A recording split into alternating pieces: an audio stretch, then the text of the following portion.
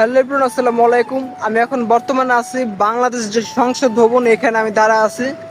But অনেক সুন্দর লাগতেছে, কিন্তু আরেক জায়গায় খারাপও লাগতেছে, কারণ এইখানে এমন একটা জিনিস সংসদ ভবন, এখানে বড় বড় এই যে মন্ত্রীরা আসে, প্রধানমন্ত্রী রাষ্ট্রপতি সবাই আসে এখানে, কিন্তু এইখানে যে এই জায়গাটা যে এত খারাপ বানায় রাখছে, যে জঘন্য টাইপের। হ্যাঁ, মানে এইটার সাথে সংসদ ভবনের সাথে এটা যায় না, বুঝছেন?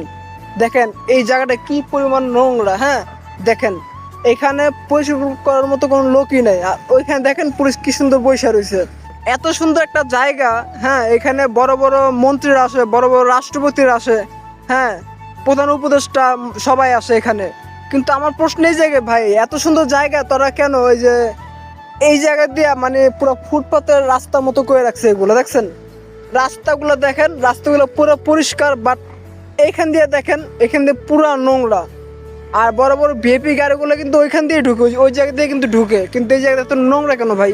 আচ্ছা যাই হোক, তবে আমি যেটা ভুল ধরলাম, এটা ধরে আমি ভিডিওতে তুলে ধরলাম।